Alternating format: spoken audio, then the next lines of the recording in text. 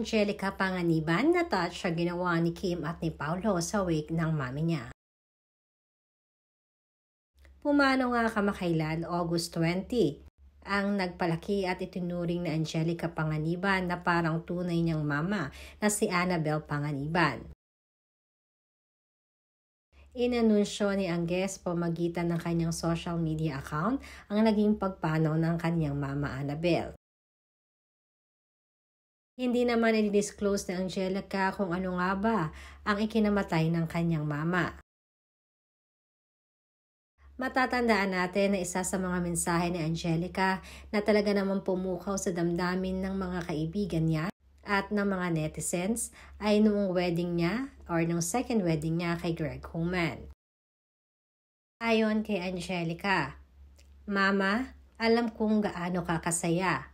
Nauwi ako sa tamang tao. Madalas tayong magbiruan. Sinasabi mo na alagaan ko si Greg at umayos ako. At sakto naman ma, dead na dead siya sa akin. Pero ang totoo, hindi ako magiging sapat na mama ni Bin ngayon at may bahay ni Greg kung hindi mo ako napalaki ng tama. Lahat ng meron ako ngayon ay pasasalamat ko sa iyo.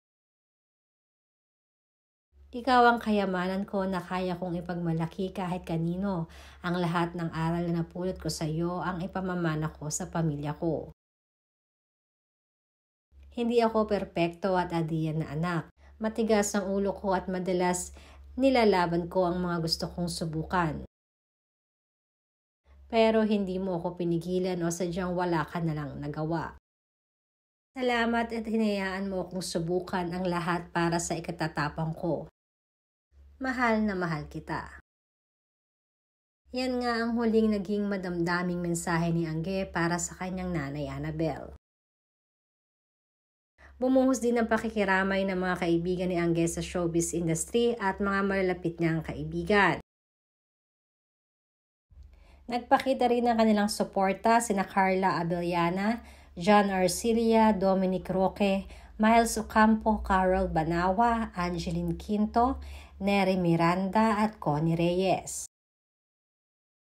Nakiramay din sina Bea Alonso, Barbie Imperial, Camille Prats, Pauline Luna, JC De Vera, Rocco Narcino, Candy Pangilinan at ang dalawa sa kanyang mga besties na sina Bella Padilla at Kim Chu.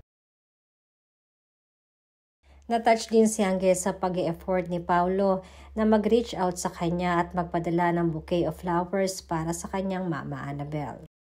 Ayon din sa aming source ay nakaschedule ang dumalaw si Paolo at si Kim sa burol ng mama ni Angge.